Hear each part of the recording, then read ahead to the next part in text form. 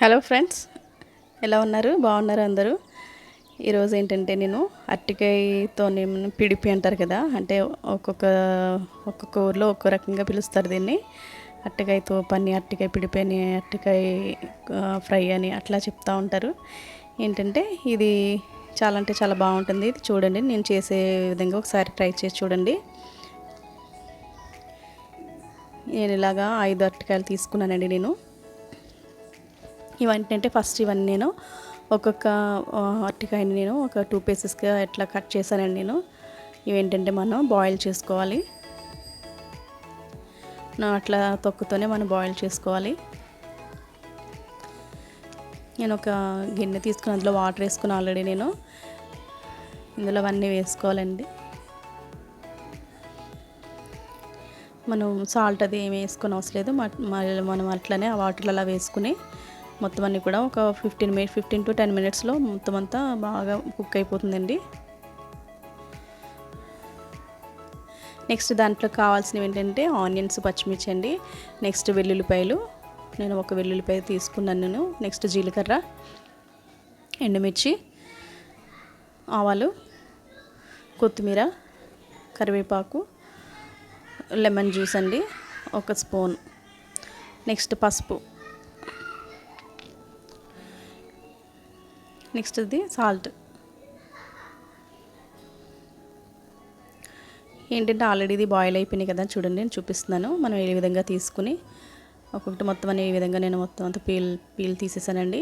మనం ఫింగర్స్తో మనం ఇలా కొంచెం మనం ఇలాగ మెత్తగా ఇలాగా మెదుపుకుంటే బాగుంటుందండి. ఇలాగా సాఫ్ట్గా అయిపోతుంది. కొంచెం చల్లారిన తర్వాత అయితేనే మనం ఇలా చేయగలమండి, వేడి మీద చేయలేము. మరీ మెత్తగా కదండి, కొంచెం చిన్న చిన్న పీసెస్ ఉండేట్లానే చేయండి. నెక్స్ట్ ఏంటంటే నేను ఆయిల్ వేసుకున్నాను ఆల్రెడీ, దానికి సరిపడా ఆయిల్ వేసుకున్నానండి. నెక్స్ట్ అందులో వెల్లుల్లిపాయ నేను తొక్క తీసి వేసుకున్నాను ఇందులో. ఈ వెల్లుల్లిపాయ చాలా టేస్ట్ వస్తుందండి ఈ కర్రీకి. నెక్స్ట్ ఆవాలు కూడా యాడ్ చేశాను, ఎండుమిర్చి.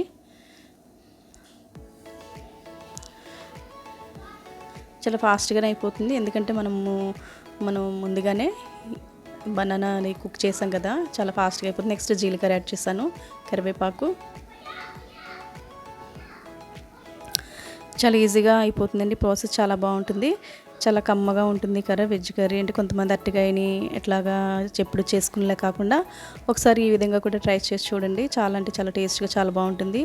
ఏదన్నా మనం నెక్స్ట్ ఏంటంటే ఆనియన్స్, పచ్చిమిర్చి ఇవి బాగా ఫ్రై అవ్వాలండి. కొద్దిగా ఫ్రై అయిపోయిన తర్వాత అప్పుడు ఆనియన్స్ వేసుకోవాలి.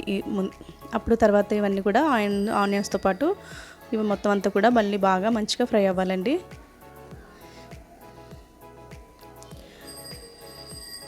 ముందు మనం ఆనియన్స్ వేసి తర్వాత ఇవి వేస్తే కనుక ఇవి ఫ్రై అవ్వండి, అందుకని చెప్పి నేను అట్లా చేశాను. ఎందుకంటే వెల్లుల్లిపాయ ఫస్ట్ ఆయిల్ వేడి వెళ్ళేటంటే ఆయిల్కి అంతా కూడా వెల్లుల్లిపాయ ఫ్లేవర్ బాగుంటుంది మంచిగా కర్రీకి.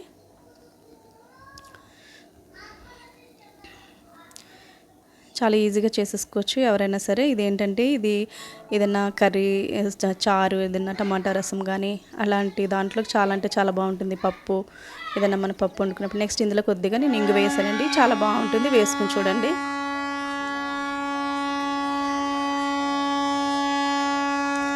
ఇది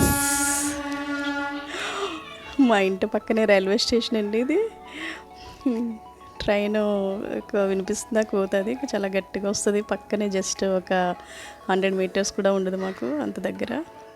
నెక్స్ట్ ఇది నేను పసుపు యాడ్ చేశాను. నెక్స్ట్ సాల్ట్ అండి, సాల్ట్ అది కూడా చూసుకుని వేసుకోండి, ఈ స్టేజ్లోనే వేసుకోవాలి. ఎందుకంటే మనం అది అట్టిగా ఇది మనం స్మాష్ చేసుకున్నాం కదా, అది వేసుకున్న తర్వాత వేసుకుంటే సరిగా కలవదండి, పట్టదు. ఇలాగే వేసుకుని మొత్తం ముందుగానే ఇట్లా వేసుకుంటే తర్వాత అంతటి కూడా బాగా ఈవెన్గా పడుతుందండి సాల్ట్. నెక్స్ట్ కొత్తిమీర ఏంటంటే నేను అందులో సగం వేసుకున్నాను.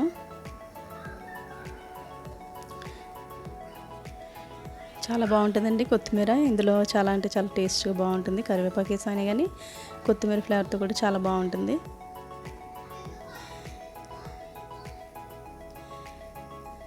ఎవరైనా నా ఛానల్ కొత్తగా విజిట్ చేస్తుంటే కనుక సబ్స్క్రైబ్ చేయండి, లైక్ చేసి షేర్ చేయండి మీ ఫ్రెండ్స్ ఎవరైనా ఉంటే.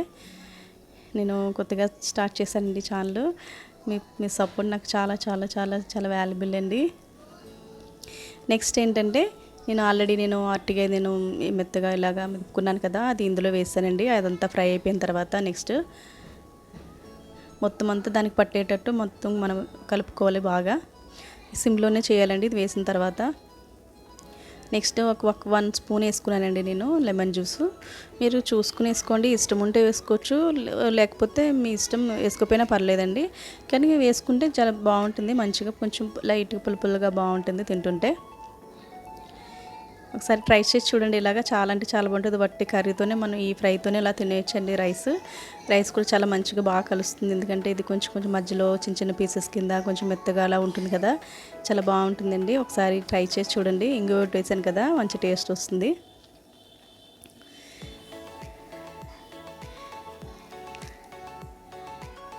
చూడండి అలా మొత్తం అంతా మనం అలా సిమ్లో ఉంచుకునే మనం ఒక 5 to 10 మినిట్స్ అట్లా కుక్ చేసుకుంటే సరిపోతుందండి, ఎందుకంటే ముందుగానే మనం బాయిల్ చేస్తాం కదా.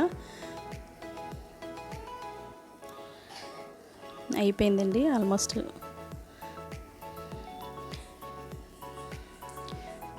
ఒకసారి ఇది మీరు కూడా ట్రై చేసి ఇది ఎలా వచ్చిందో మీరు నాకు కామెంట్ చేయండి.